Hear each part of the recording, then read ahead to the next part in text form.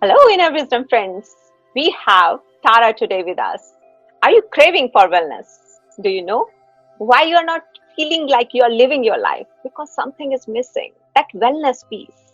So, I want to fill that puzzle with the wellness coach. I have with me Tara. Hey, Tara, how are you? I'm good. How are you? Thank you for having I'm me. good. Thank you for coming. So, tell us more about you. I am a nutrition coach and I emphasize all of the pillars of wellness when it comes to improving nutrition so that you can feel better and live your full potential.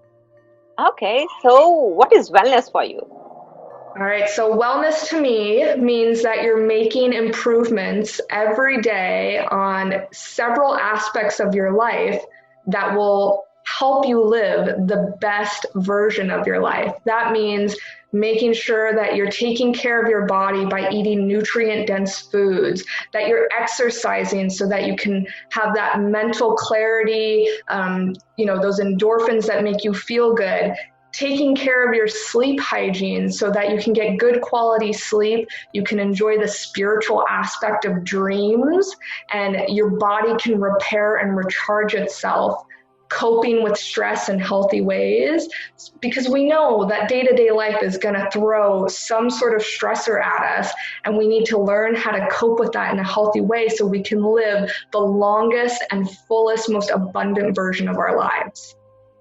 So, can you give us some steps? How can we live our life with abundance, with the wellness?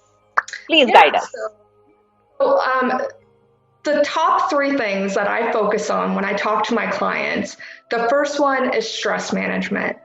We want to think about what are we currently doing when we feel stressed. We want to, be honest with ourselves, allow ourselves to be vulnerable and say, when I'm stressed, I want to avoid. I want to avoid people, or I want to avoid thinking about being healthy. I want to check out and maybe binge watch Netflix, or maybe you want to cope by drinking a lot of alcohol so that you don't have to think.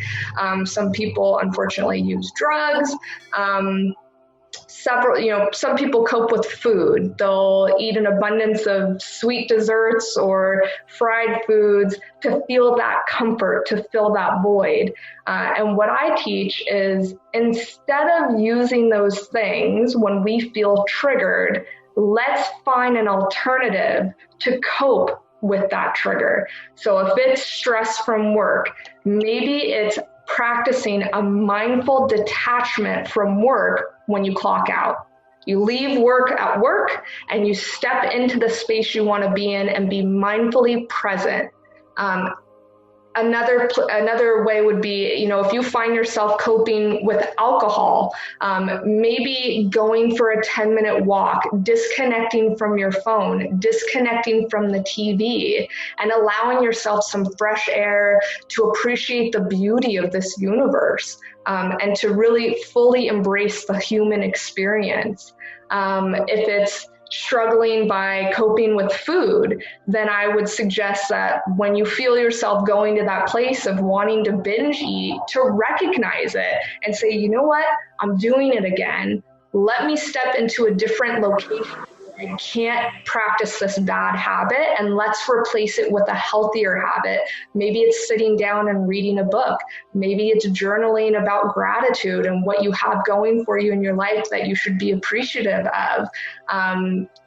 Just little ways that we can take that one bad habit and transform it into a new, healthier habit.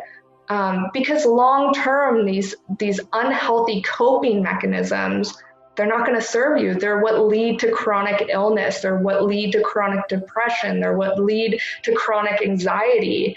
So if we can find ways that we can train ourselves to create a new healthy habit and practice it over and over and over, that habit will become automatic, and you will automatically live the healthier, better version of your life. When it comes to the second thing is sleep. Sleep is incredibly important on more than just a regenerative level. People really think we need a certain amount of sleep to feel better and to be productive and to be less irritable. But truly, when I talk about sleep, I talk about let's embrace what our dreams are trying to tell us. I hear so many people who struggle with anxiety that have these terrible, frightening dreams, these anxiety-ridden dreams. And what I like to teach people is let's examine that dream and see what your soul is trying to speak to you. It's telling you that there is something in your daily life that you are not giving attention to, and it's manifesting in your dreams. If we can focus on that and bring awareness to it and accept it, or to change our perspective of it, we can have better sleep. And if your sleep is good and your stress coping is good, then naturally you're going to be more inclined to have better eating habits. When it comes to nutrition, what I like to do is teach people that it's unreasonable to expect yourself to go from fast food, cookies and cakes, all the way to juicing and a raw food diet. But what most people do when they want to lose weight or when they think they need to get healthier is that they do these very extreme lifestyle changes that aren't sustainable.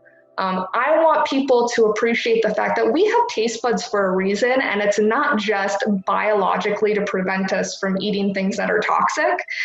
It's part of our human experience. It's one of our senses. And our experience of sensation in this life is what makes it worth living. So if we can enjoy and appreciate good tasting food and balance that with nutrient dense foods, we won't ever feel deprived. We won't ever feel like we're being punished by our diet. I want people to feel like they can have choice. They can choose to have the indulgent thing, but they know that there's a better alternative. And there's no guilt if you want to have the indulgent food, but let's balance it. If you want to have those indulgent treats, let's also focus on making sure you're getting all the vitamins, minerals, water, fiber that you need in your diet so that you can have a long life and feel good. That's awesome. So can you tell us more about the nutrition? Like you told us that we can switch.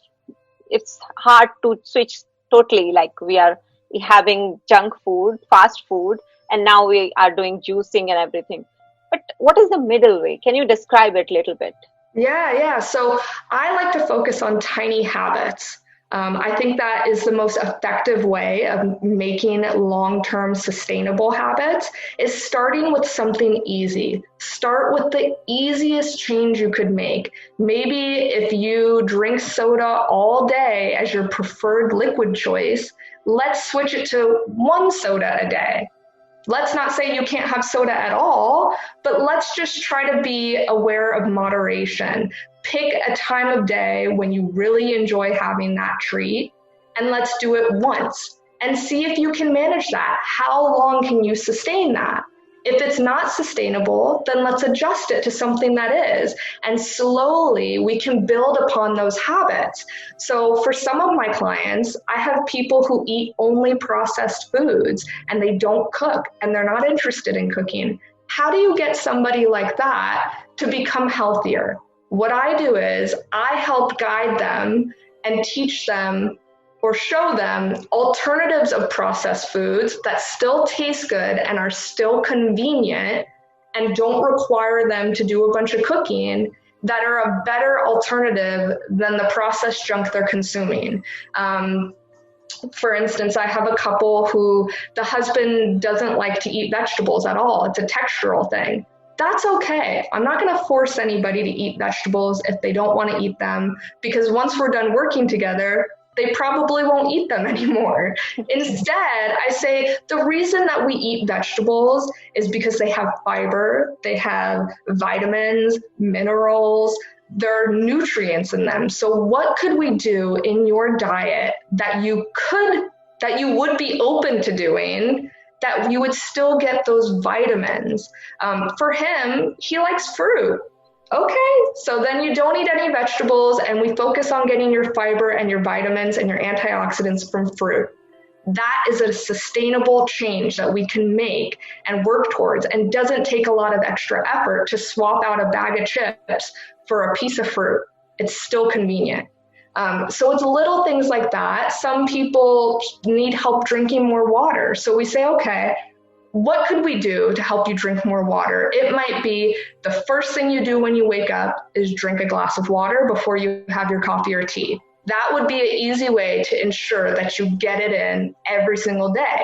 And if you practice that habit, eventually you might start your day with a cup of water, and then maybe you'll start your lunch with a cup of water. And then maybe after a couple of weeks of that, we'll do a cup of water in the morning, a cup of water at lunch, and a cup of water with dinner. And by a couple of months, you've now transformed into this new habit of drinking more water. Right. Okay, so next thing is stress management. You said we have to detach ourselves from a trigger. So the person who is in stress doesn't know what is the trigger for him or her. She is like having anxiety attack, and she doesn't know why she is feeling nervous. So how do you take them like from awareness? Yes, this is huge. So many people suffer from this. The biggest thing is to realize that the anxiety is coming from a place of thoughts. Those are thoughts.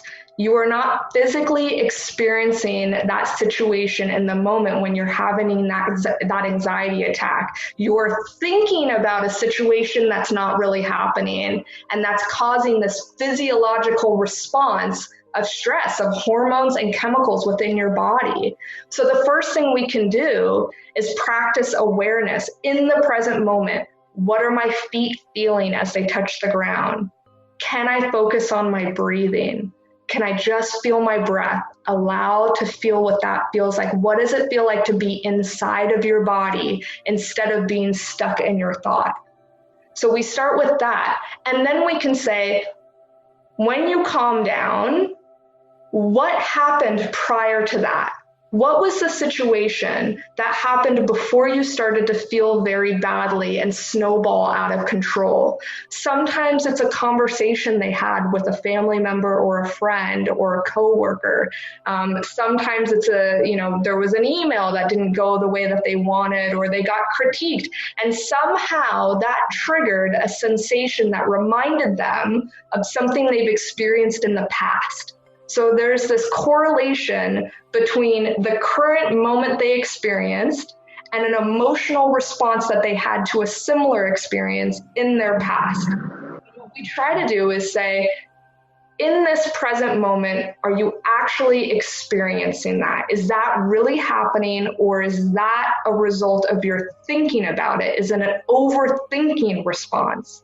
Because if you go back to gratitude and say, I have a roof over my head, I have food in my pantry, nobody is hurting me at the moment. If you go back, you can calm yourself down by practicing gratitude for this present moment and living present in your body and not being controlled by overthinking.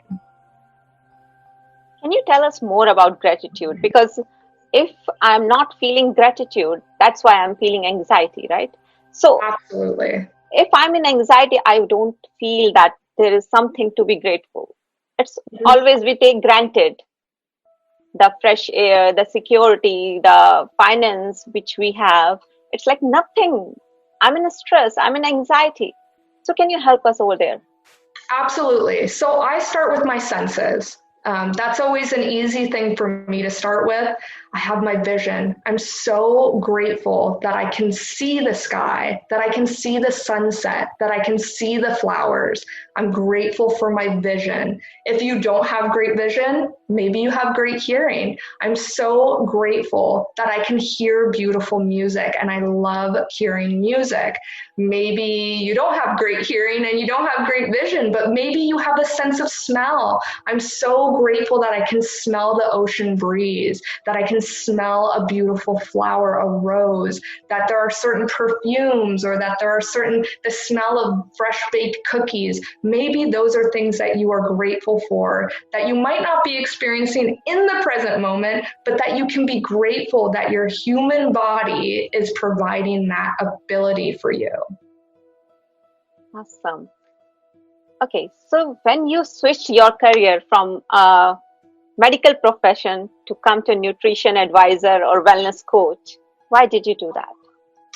Oh, it's natural for me. I have always been giving people free advice on how to live better, how to eat better, whether they want to lose weight or they just want to know if there's a better food choice for them. And there's a lot of misinformation out there. And I want to save people from that misinformation.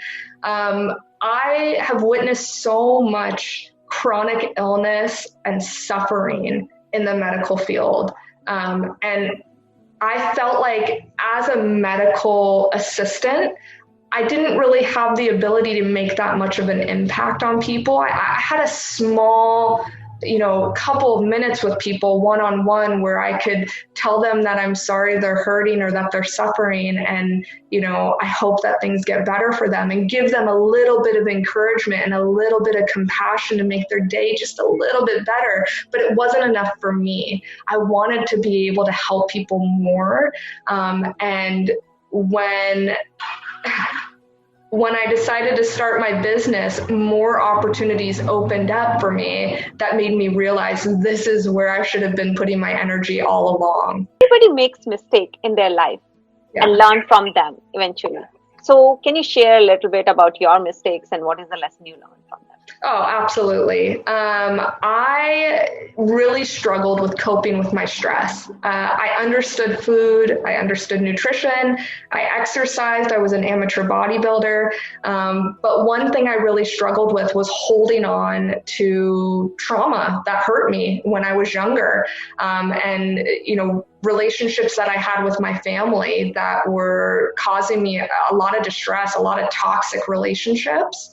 And I felt badly about it on an everyday basis. I carried that burden. I suffered from thinking about it constantly, even though I wasn't living it in the present moment. And eventually what happened was that I got really ill. And I couldn't figure out what it was. I couldn't get out of bed. I was really tired. I couldn't work out anymore.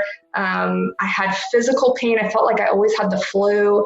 And it took a long time, doctor's appointments, blood tests, going to different specialists until I finally got the diagnosis of fibromyalgia. And what had happened was all of these stress responses that I was suffering from my thoughts, imprinted this neural pathway, this connection with memory. And so my body created a memory of pain that is triggered by stress.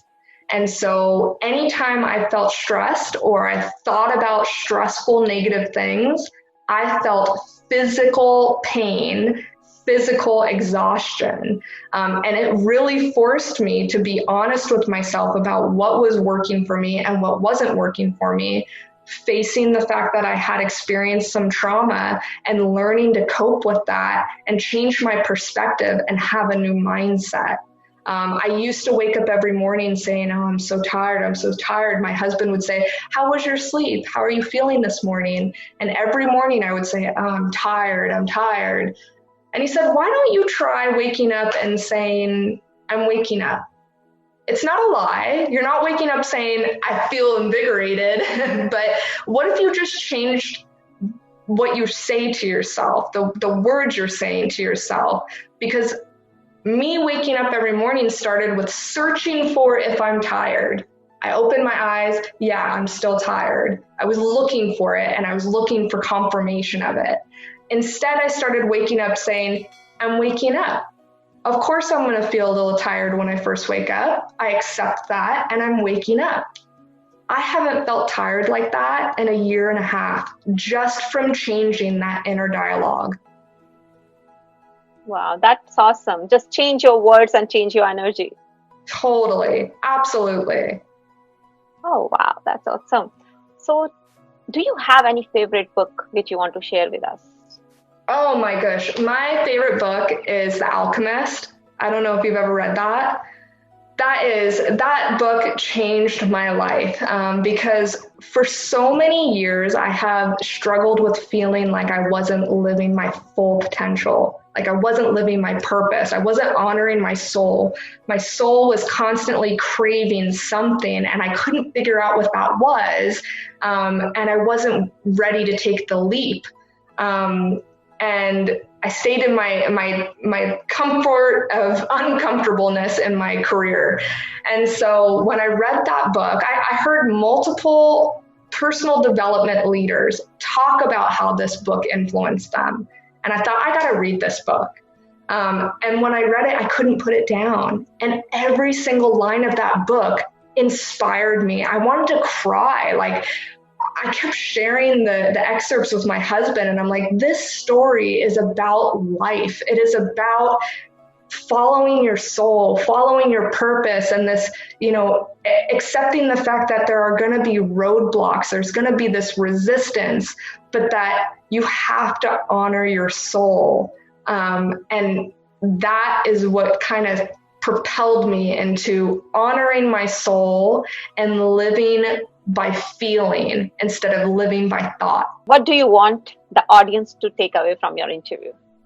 Oh man, I want them to want to improve. That is the number one thing. I wish more people felt, inspired to pick some aspect of their life to start working on. It could be your marriage, it could be your friendships, it could be the relationship you keep with your coworkers, it could be the quality of work that you do when you go to work. Even if you don't like your job, at least putting your effort into being the best version of yourself every day. And you're not going to be perfect, and that's okay. It's not about perfection. It's about the pursuit of perfection. It's about just trying to be a little bit better than you were the day before and influence the people around you to want to do the same.